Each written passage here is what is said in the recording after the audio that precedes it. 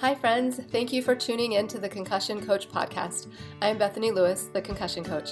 I'm a neurological occupational therapist and certified life coach, and I specialize in guiding people through their concussion recovery journey. I am passionate about helping people understand their injury, speed up their recovery, and reclaim control over their life post-concussion. The purpose of this podcast is to help increase awareness of concussions and the impact they can have on a person's life, and to bring hope to people who have suffered a concussion and those who love them. I firmly believe that sharing stories and knowledge about concussions will bring important light and understanding to this misunderstood and often invisible injury.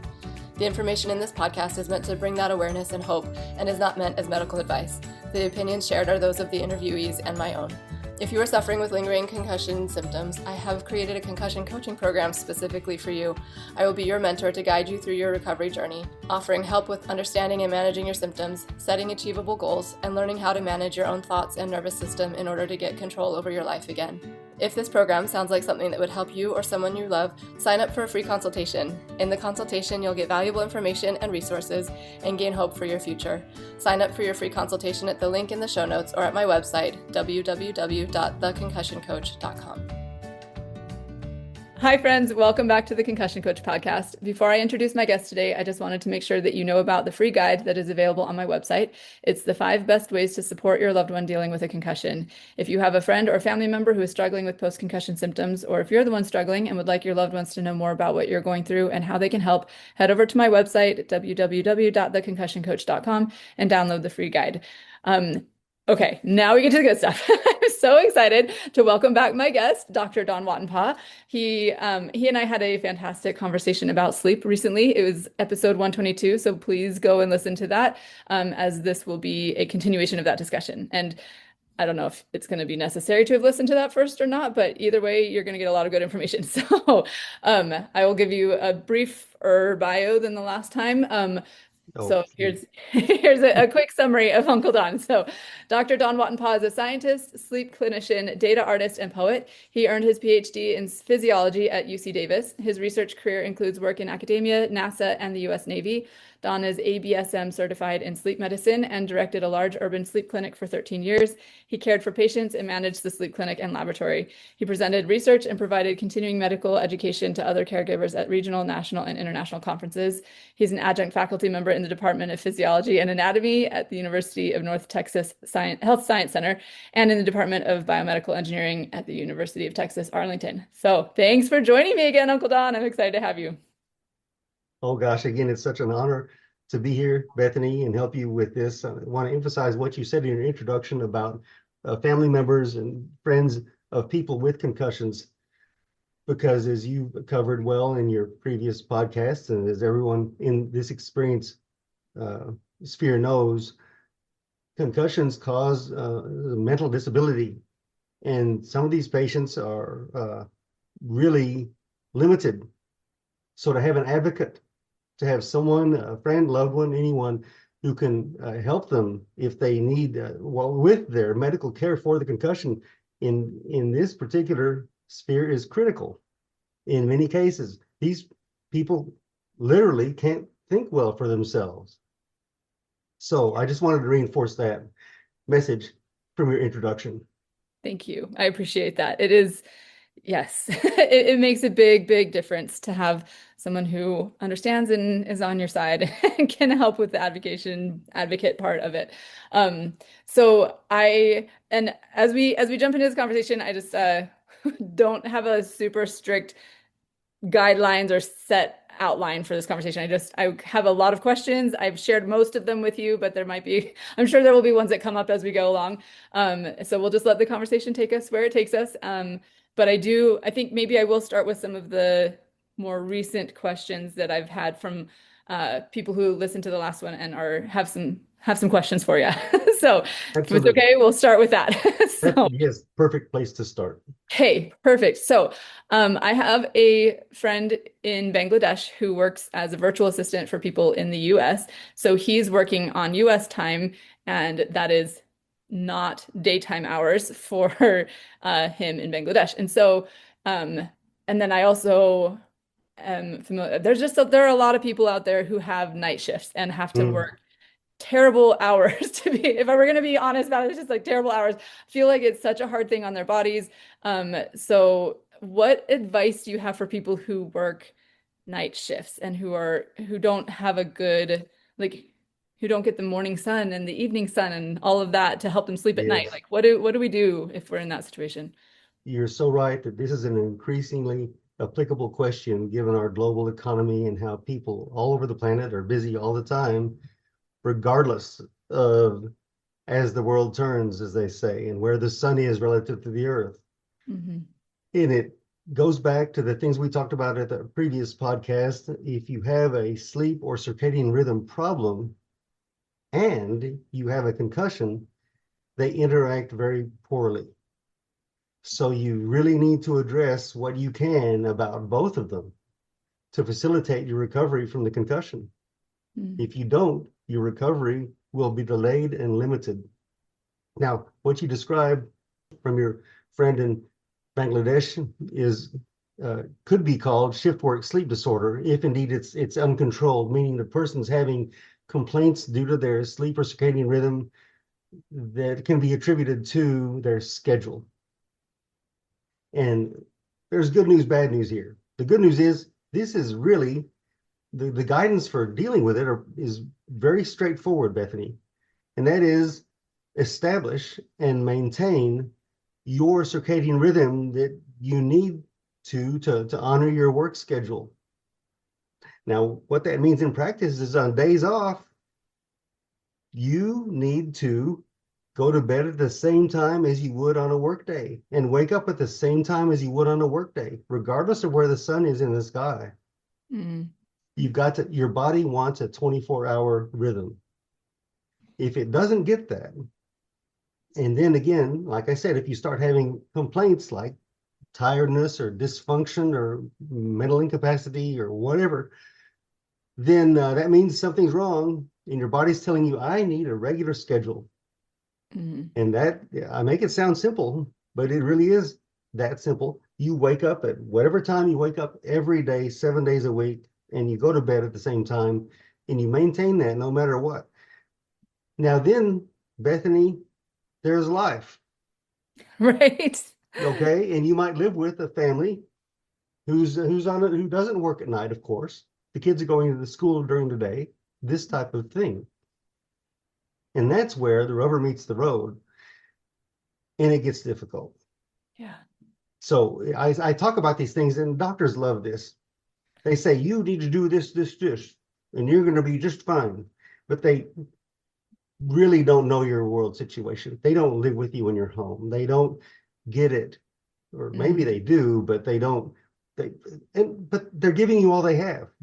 And right Yeah. now, Bethany, we don't have any magic pill or other remedy for shift work sleep disorder other than to maintain a consistent schedule. Okay. And some of So, this, oh, go ahead. so is it possible then? I was talking to someone the other day and they said that they had heard that it's not, you can't shift your circadian rhythm. Like you can't change that if it's inherent in you. Is it something Oh, that's flexible? You can change, you can of make course it you can. as long as you are consistent with it. If you're Well, you consistently getting can up and going to bed at the same time, that will reset it. Is that you right? can change it on a week by week basis, so to say. So let's say you travel across several time zones and then stay there for a while. People do this all the time. The problem is called jet lag. It's a form of circadian rhythm sleep disorder, Mm. and people fix it by adapting to the new time zone. Yes. Okay. But That you makes sense. can't really do that I said week by week on purpose because you can't really do that on a day by day basis. Right. No, Okay. you can't. You can't say I'm going to have uh, a normal daytime existence on one day and then the next day shift to say I'm going to work all night that night. I mean, Hmm. ultimately, our bodies need to sleep. It's a requirement, as we previously discussed. It's not an option. We don't have to eat. We don't have to exercise. We have to sleep. Yeah. We have to breathe. Those are two biological functions that we really don't have any choice over. We can't use our cortex, our cerebral cortex, to deny ourselves breathing or sleep. Right. Right. Okay. Well, and yes, my friend in Bangladesh, that's what he said, that he's gotten used to, like you were saying, he's shifted his circadian rhythm so that if he's on the weekdays, that it's fine, but the weekends are the hard part because his family's up and it makes it's challenging. But it sounds Yeah, like there's not a good answer other than keep sleeping when you're supposed there's to sleep not. and And wake up. I want to answer your question directly and accurately. The answer is yes, you can shift your circadian rhythm back and forth on a day-by-day basis. It is unhealthy. Mm. And if you have a concussion along the way, doing that, shifting your circadian rhythm back and forth on, one day, one schedule, the next day, the next, it's going to impede your recovery from the concussion. Mm-hmm. Just like untreated sleep disorders of any, or circadian rhythm disorders of any type. Yeah. They interact very poorly with concussion sequelae, concussion symptoms and outcomes. Yeah. Okay. All right. Thank you. That's an important topic, and I appreciate you bringing it back to the concussion piece as well. Thank you for that. Well, that's why we're here.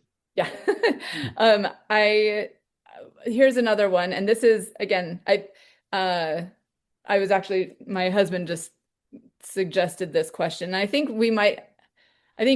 I don't remember if it's been brought up or not. I don't know. I'll just throw it out there because I do know that this is something that I hear people with concussions talking about, but I think it's a common problem kind of across the board is a racing mind. It's like you're trying to go to sleep and your mind is racing, and then you're stressed because you're like, oh, I have to wake up early in the morning, and so you're just laying there thinking, I have to get up soon, so I have to go to sleep now. And then it makes it so much worse. And he said this, I thought it was so funny. He was like, you have to let go of wanting sleep in order to receive it. I was like, that's kind of true. So Wow, what are your profound. thoughts on that? It's profound, right? Yeah, interesting. What he's describing is the fancy pants term is called psychophysiologic insomnia. Okay. And it's insomnia exacerbated by the perhaps overemphasized desire to sleep. It's one of these negative feedback systems we get into where we want to sleep so badly, and we know how important it is, and perhaps we just get too caught up in that, saying, oh, I've got to go to sleep, I've got to go to sleep. And the very anxiety from this desire to go to sleep is inhibiting your ability to go to sleep. Yes. Yeah.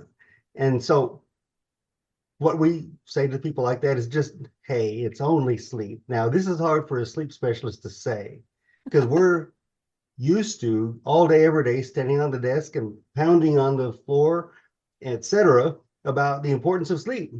Yes. So for us to back off and say, hey, come on, just relax. It's just your sleep. It's not like you have brain cancer here. You're just trying to go to sleep. So de-emphasize it. Again, this is very schizophrenic for someone who emphasizes sleep their whole life to just tell someone to relax about it. But that's the solution. One of them. Now, a separate thing, though, is the racing mind. Okay, yeah, I was going to ask if that's different Yeah, because I feel like they're related, but not necessarily the same. They are related, but not necessarily coincident, and not everybody who presents has both. Yeah. The racing mind thing is a separate thing that can be dealt with differently. If it's racing about something specific, now racing by definition means wandering everywhere, but let's just say there's something that you're really fretting about, really, perseverating about, and then you feel like that's keeping you awake, that one thing. The most common recommendation for that is to stop it, get out of bed, go someplace quiet, and keep what's called a bedtime journal. And you write about this thing. You address it. You confront it mentally, whatever it is. The kid got sent to the principal for throwing rocks on the playground. I don't know. Whatever it might be. My boss has got problems and they're bugging me and I've got a solution, but I need to present it. Whatever it is, you sit down away from your bed and write in a bedtime journal, whatever it is. And here's the fun part. The constructive part is that when you write about something, it forces your brain to process the information in a different way than just what I call a mental treadmill. Yes. The Yes. racing mind, the like blue, the jumble of thoughts. When you sit down and write, it forces a level of organization, of thoughtfulness about the problem that helps you solve the problem even more constructively than if you'd have continued on the mental treadmill about it. Hmm. So that's the neat thing about a bedtime journal. And some people do this routinely, like it is part of their bedtime routine. To They try to go to sleep first and then get up and go do it, or no, would no, they no, no, just do it no. before they Before they go to go to bed? bed, Okay. before they go to bed, they keep a bedtime journal. It's My brilliant. dad did this to some extent. Yes. And it's for some people, it's extremely helpful, especially if they have a lot of complex problems that they know they don't want jumbling around in their head after they lay down to go to sleep. Maybe it's not something they would need every night, but it's something that can be very helpful Mhm. on occasional nights. Yeah, I think that's And brilliant. And it's yeah, not my idea. I'm just telling you this, I didn't well, thank invent you. this, but I'm sharing it because it's a really, really helpful tool. That does sound like a very helpful tool. But and I guess it probably help. It's good to know too that they don't necessarily have to solve all the problems. Even just the act of writing it out will help Yes, slow things down and like allow you to process a little more and get it yes, out of your brain and onto something else so yeah. that it allows you to let that go for You now. literally, Bethany, close the book on the problem before you go to bed. Love it. Yes. Yes, Yes. Well, and you meant like the idea of getting up, like you said, if if you don't already have this routine ahead of time, but you're laying there and your mind won't stop. The idea, oh, actually, and I want to say, I just want to point out this. I think that it's going to be important I like what you said, literally like a journal, a book that you can write in physically yeah. with a pen and paper, not typing it or like Yes. journaling it on a computer. Like Don't go that to your makes a difference. phone. Don't go to your pad. This Yes. is about a journal. It's Yes. a handwritten thing that avoids all the other stimulation, Yeah. The counterproductive screens. stimulation that electronics could tempt you with. Yes, yes. But also there have been studies about what physically writing with a pen does, and it stimulates the brain in different ways, and it is very good. So if you're Oh, capable, fun. if you're able to write in a journal, like on paper, that's the preferred thing I would recommend. So Yes, I appreciate you bringing that up. But what you were saying too about, if you're not able to sleep, getting up and getting out of bed is a good idea. And that's something that I have heard. I don't think we talked about this last time, but I think I have heard other sleep people, professionals talk about like if you can't sleep, get up, go out of like you want your bed to be associated with sleep. And yes, so you want to get up, go somewhere else, do something calming and see if you can like get yourself tired to go back to bed. absolutely right. So that sounds like in accordance with what you believe as well.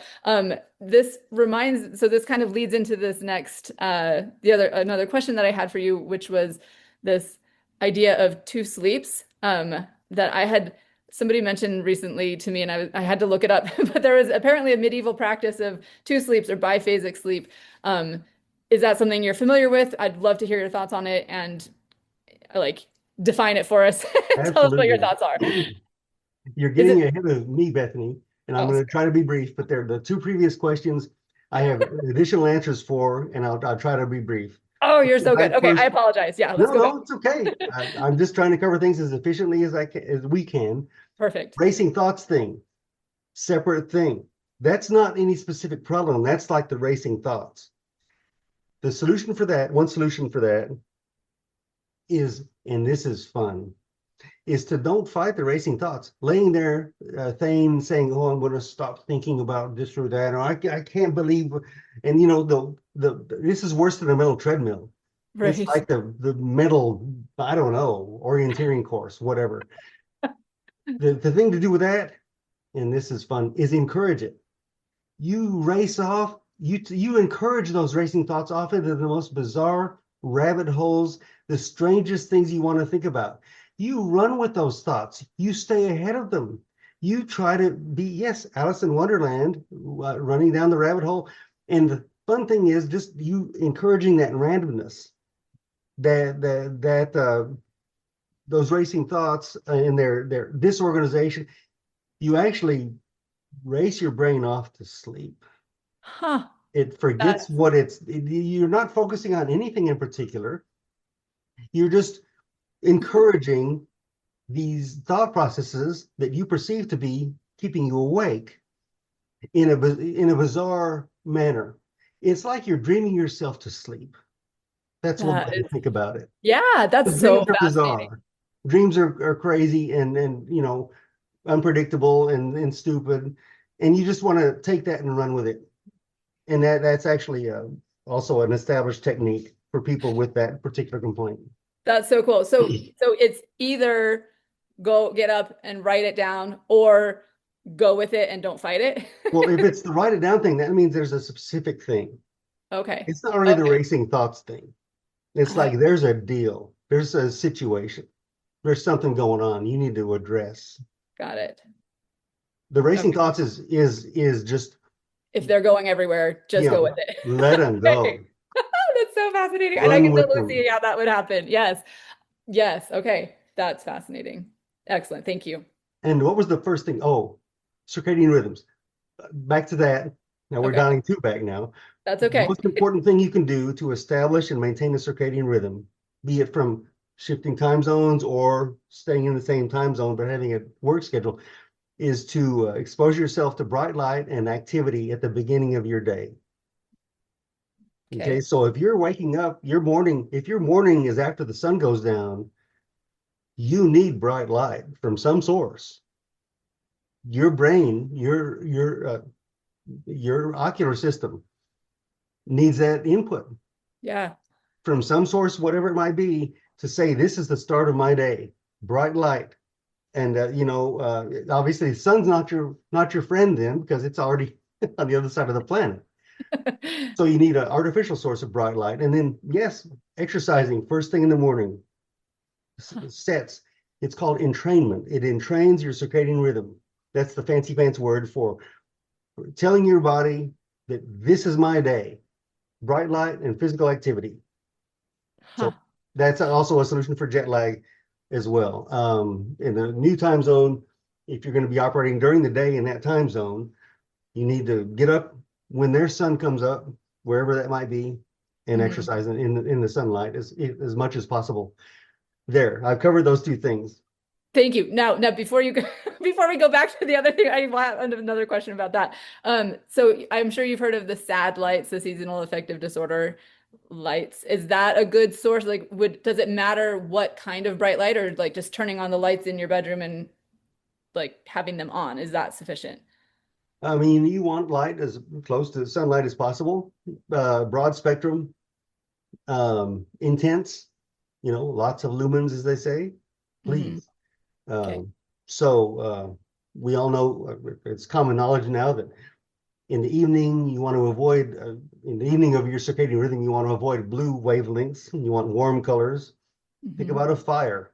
It emanates very few, if any, blue wavelengths. Think about our ancestry and before electronics. Yes, candles, fires. Right. Back to the activity to close out some other things.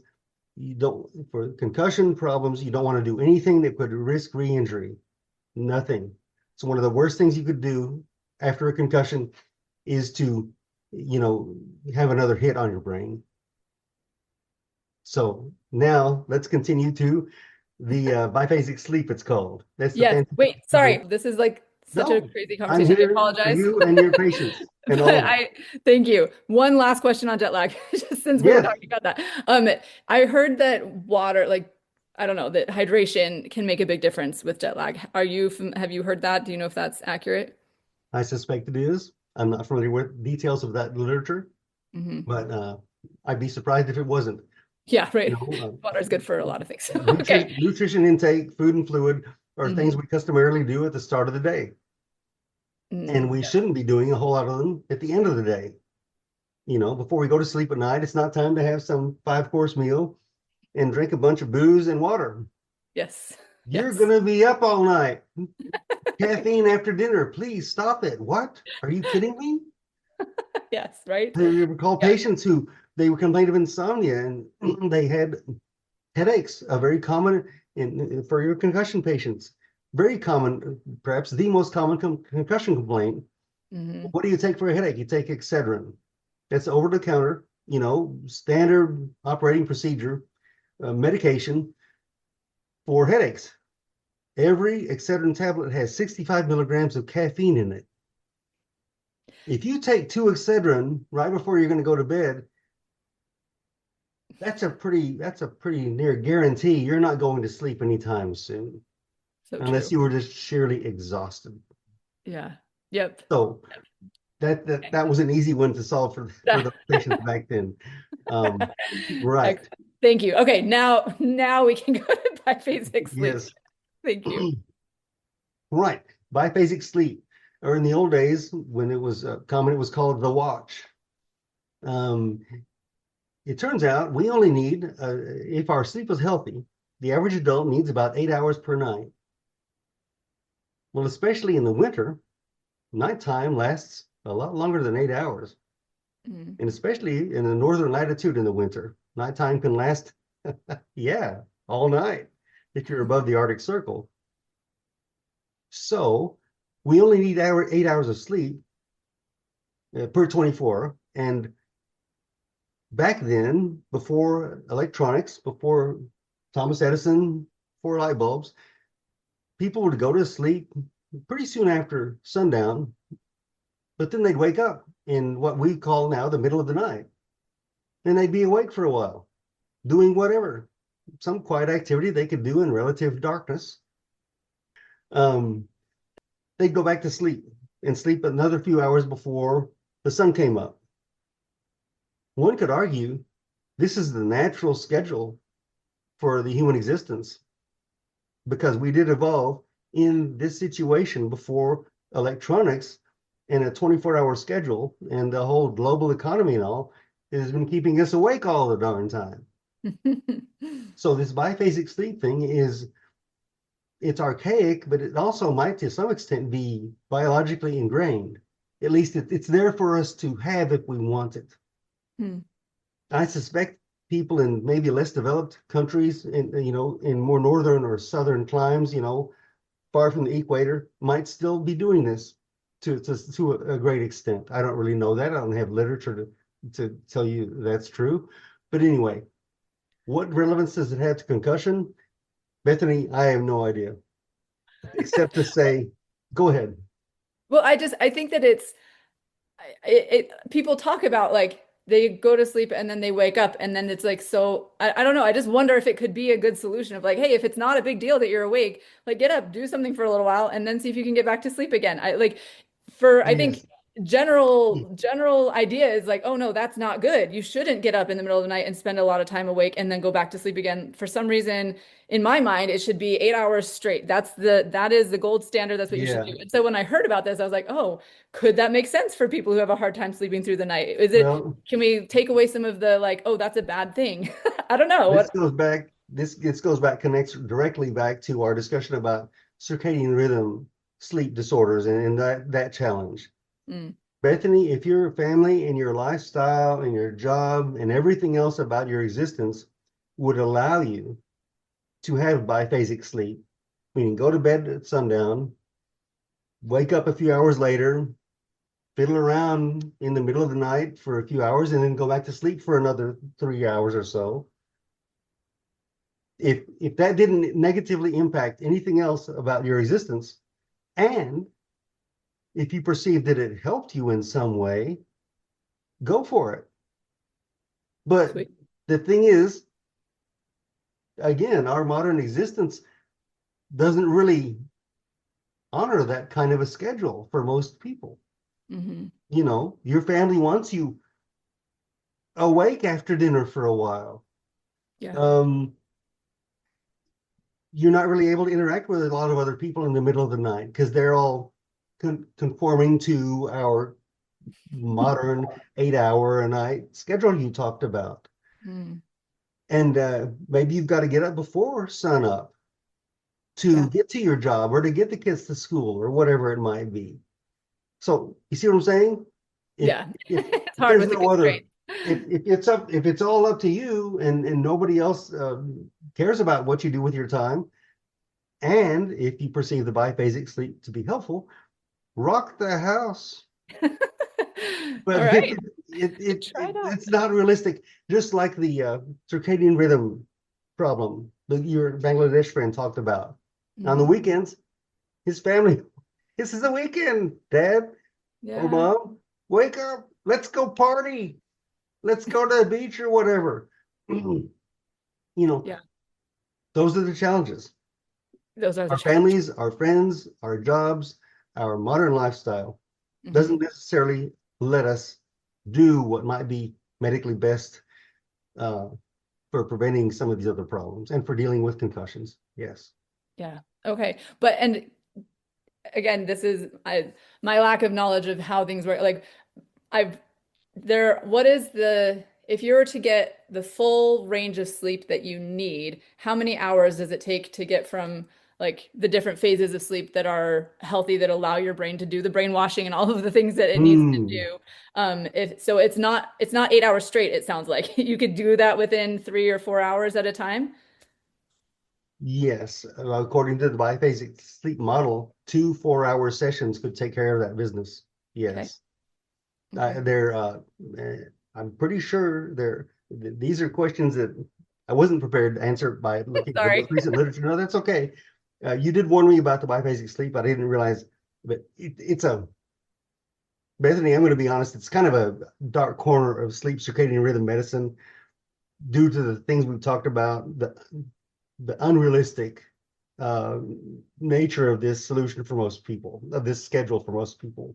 Hmm. But back to your question, um, yes, theoretically, the sleep you would get in 2 4-hour sessions, for example, or a 3-hour session would the quality of it and what it does for our bodies would be equivalent, if not better, perhaps in some ways. I don't know. This is a hypothesis. Hmm. Than what we currently would get in a straight 8 session. Okay. Fascinating. Okay. Yeah, it Thank is. you. I love that you go to the cutting edge with your questions. Sorry, I don't warn you ahead of time. They're just like No, it's so interesting. There's so much to talk about, and I appreciate I your doubt that honesty. research has been done, to be honest. But I love the question, and it's one more thing for me to look into. Sweet. Okay. All right. Well, thank you. We'll move. Are we good with all of the previous questions? Are we Yeah, good I to believe so. I mean, Okay. I'm keeping score, Bethany, I for us. know. I'm impressed, actually. I have to like have my notes here, and you're like, you got it. You got it down. It's No, very impressive. I mean, yeah.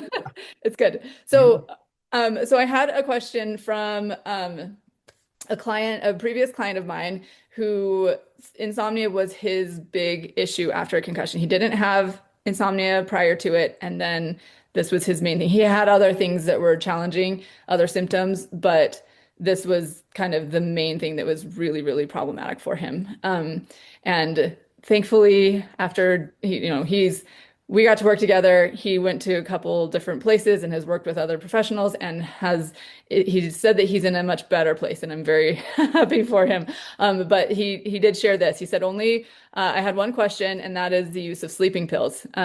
He said I've never used them. The concussion community for the most part says avoid them. My question is what happens to your brain and sleep quality when you use them? And what about using them 2 to 3 times per year? For me, it's a break the glass in case of emergency. When I have insomnia, none of the nervous system regulators work, breathing, meditation, Resumax. Would a pharmaceutical even work? Would the sleep quality be so poor that it's not worth it?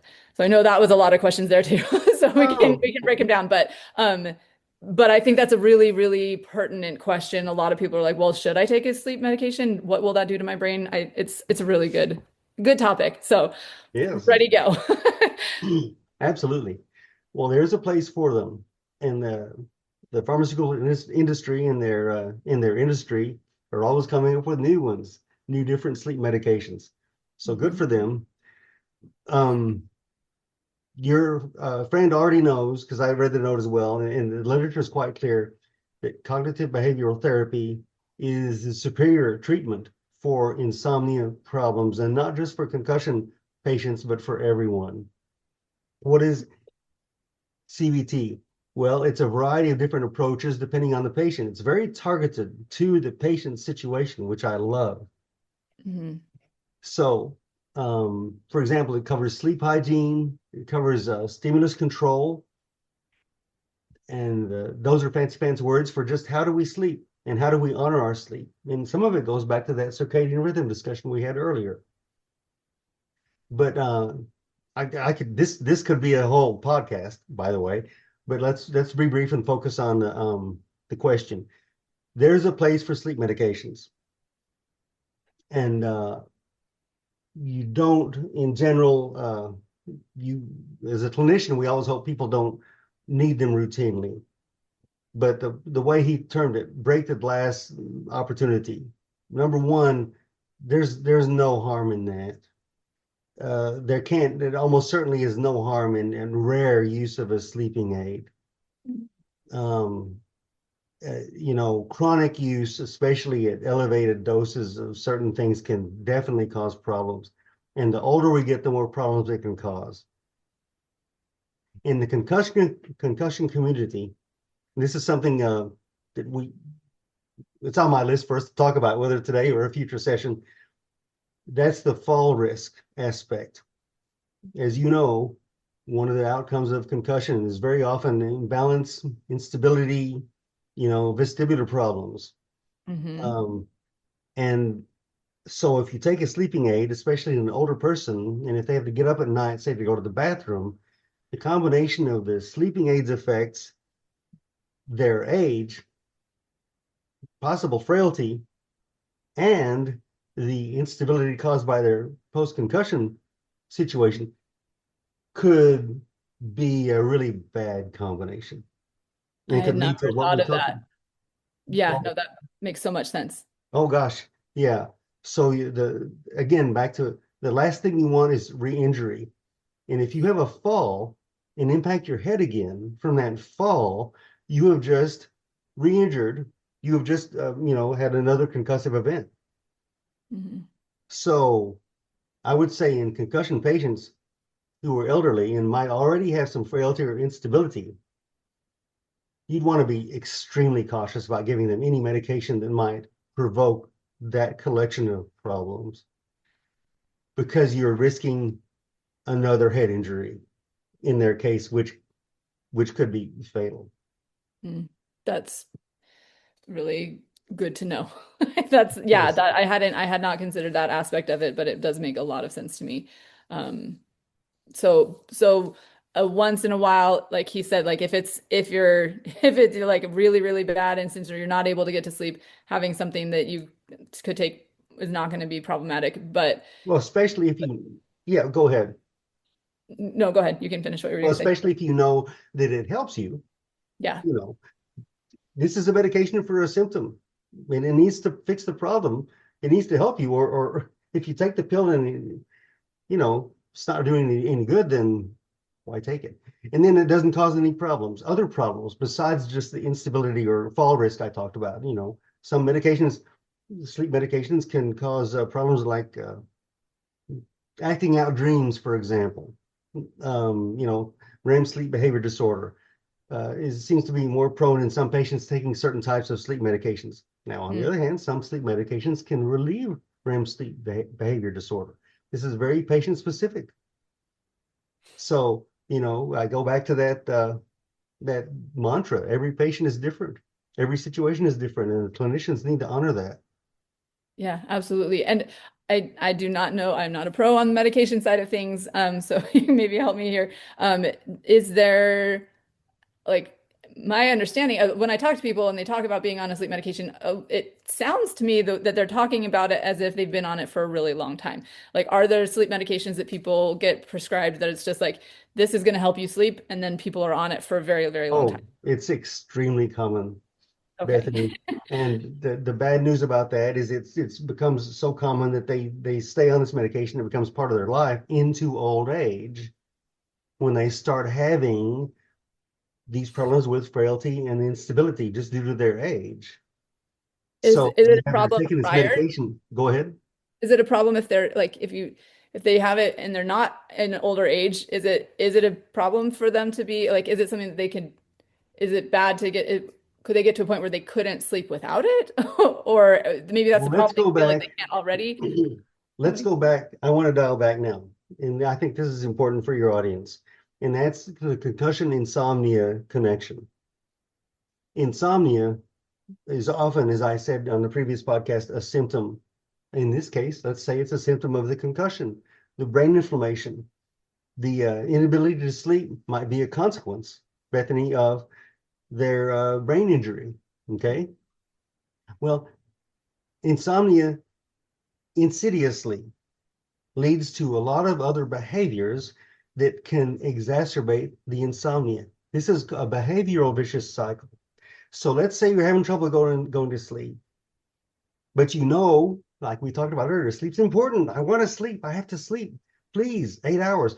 Well, what are some of those behaviors that the insomnia can lead to? Sleeping in the morning. If your schedule allows, you go ahead and sleep in till 11 instead of getting up at 7. Okay. Waking up at night and watching a lot of TV or getting involved in electronics.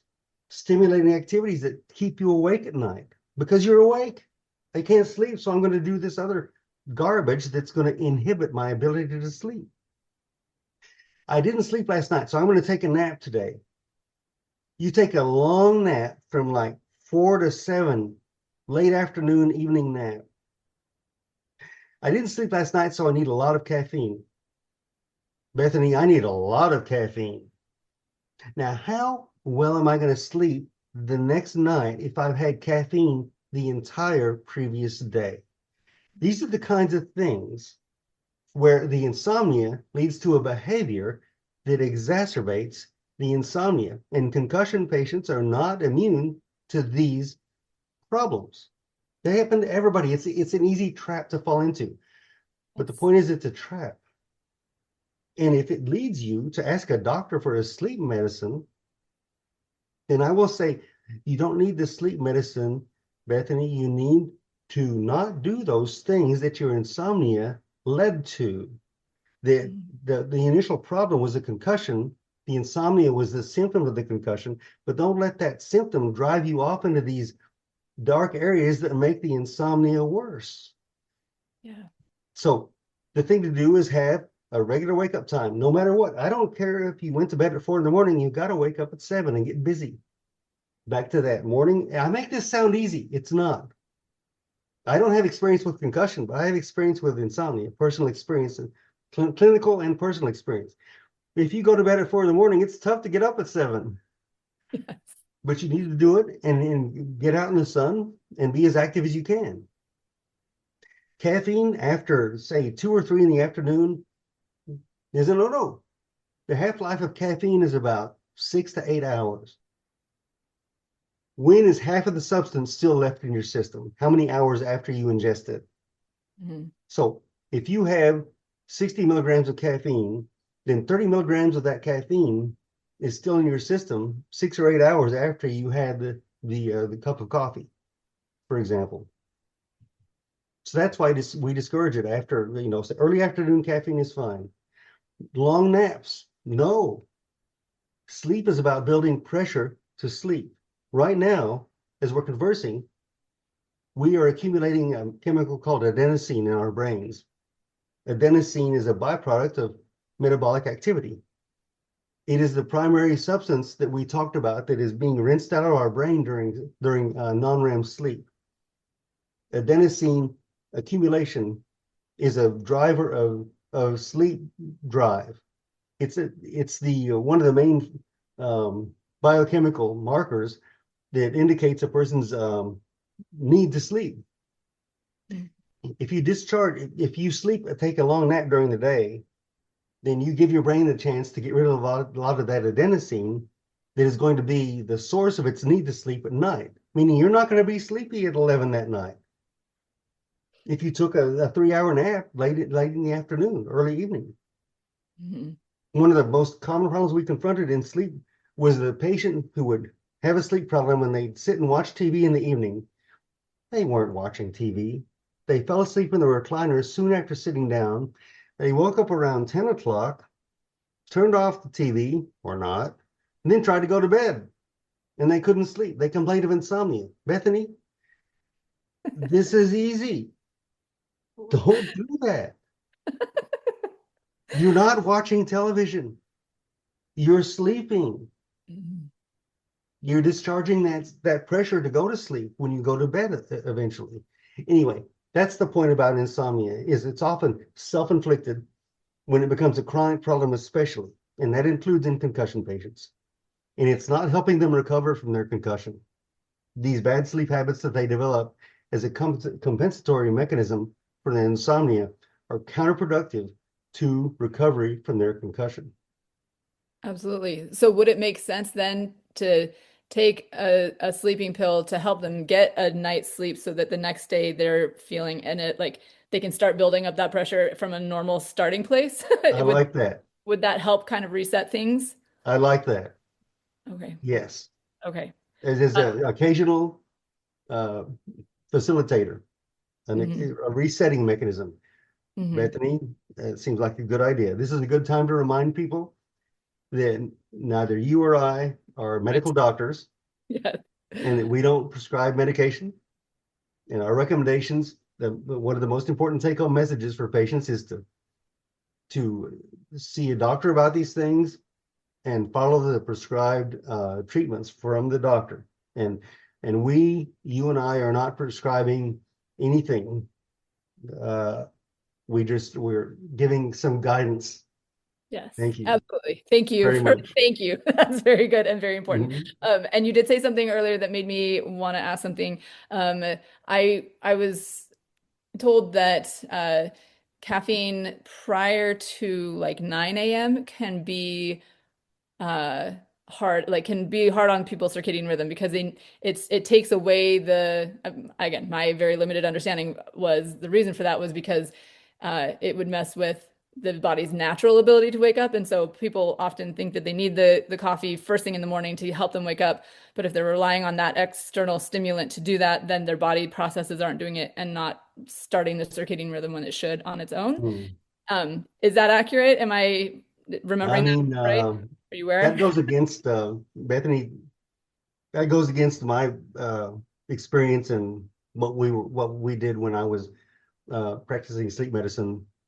I would say caffeine, if you feel like you like it, lots of people like coffee, the best time to have it is, yes, on that morning after you went to bed at 4 a.m. and you need to get up at 7, Hmm. you bet. Have the biggest cup of coffee you can find um, Okay.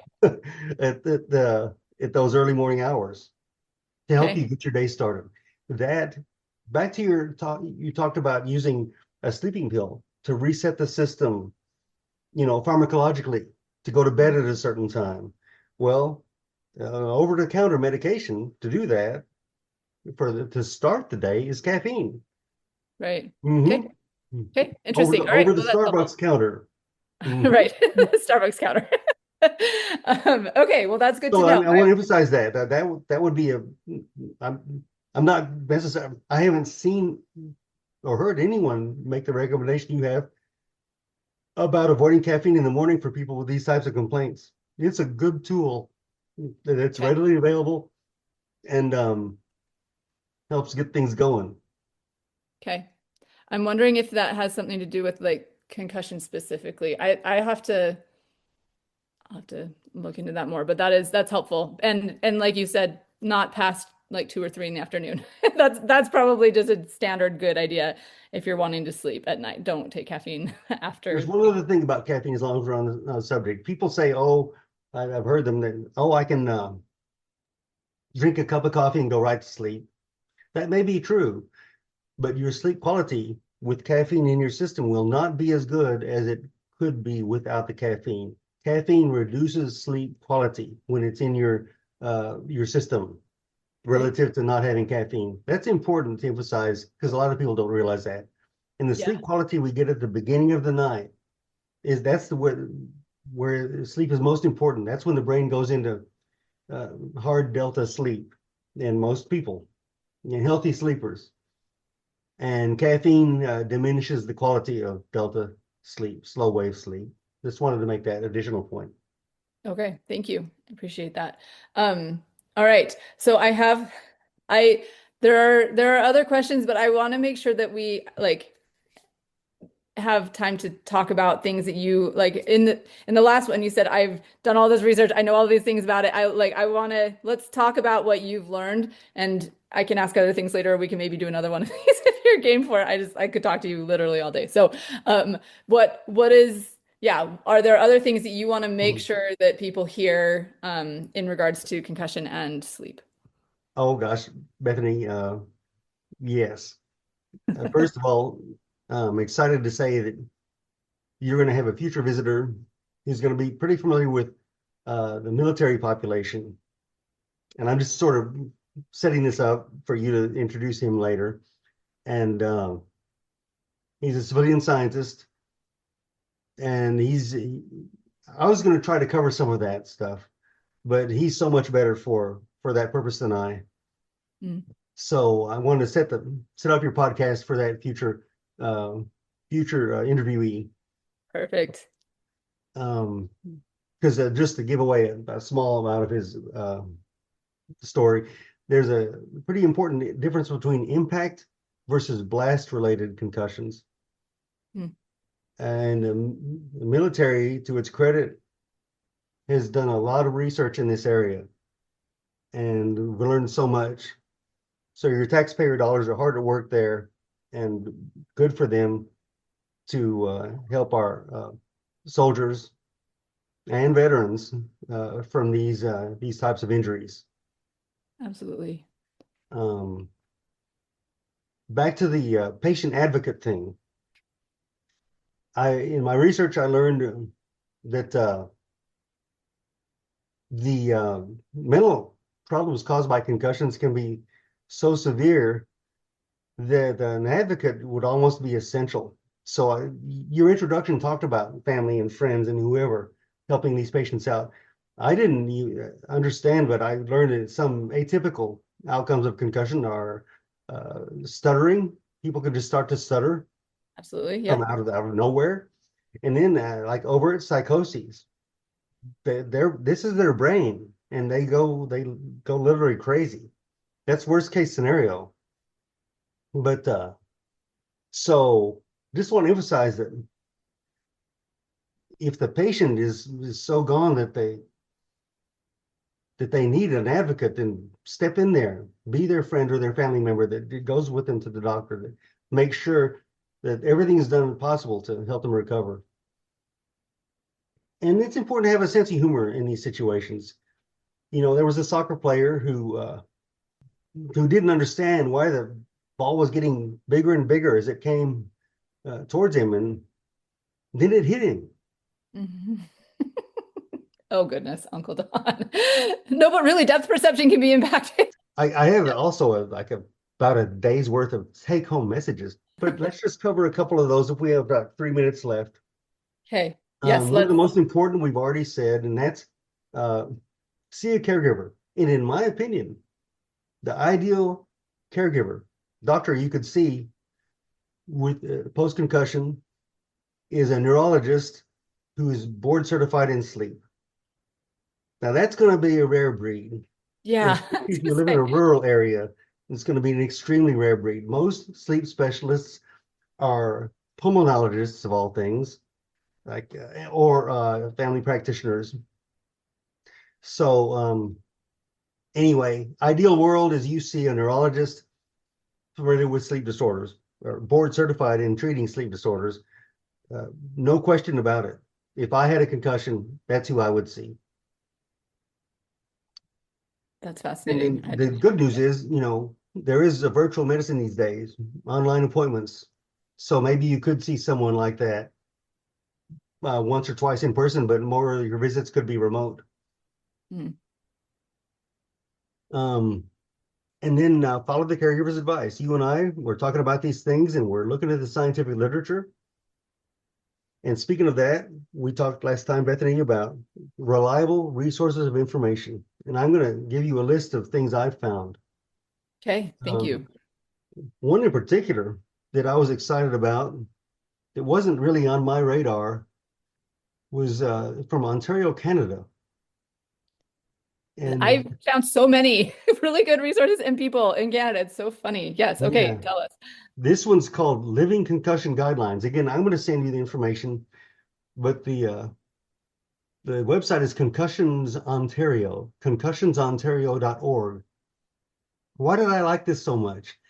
In their recommendations to patients, they not only provide the recommendation, but they give the scientific references, the peer-reviewed literature underlying those recommendations, and they provide what's called levels of evidence, meaning how strong is the recommendation for whatever they're saying. That's pretty unusual in a Right?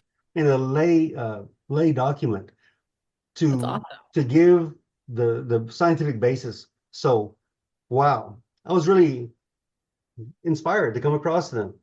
And there's others that are more standard that I'll be sending you to share with your audience.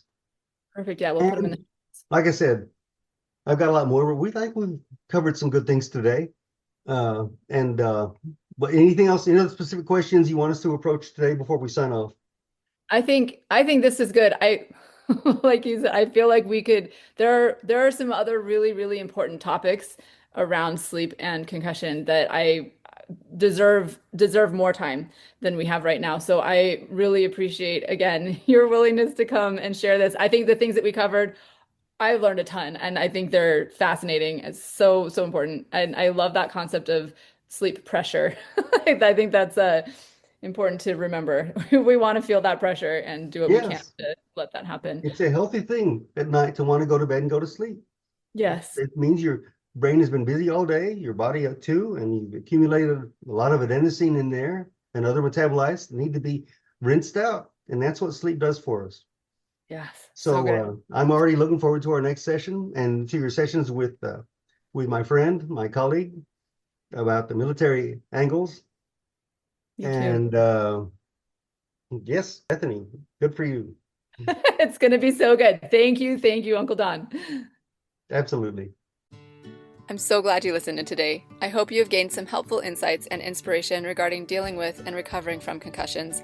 My goal is to create more awareness and education about concussions and the fact that there is so much that can be done to improve life after someone has had one. Help me spread the message by liking, commenting, rating, and subscribing to this podcast, and share it with others who would benefit from hearing it. There are more resources available on my website. And again, if you or someone you love would benefit from concussion coaching, sign up for a free consultation using the link in the show notes or at my website, www.theconcussioncoach.com. Thank you. See you next time, and take good care of that amazing brain of yours.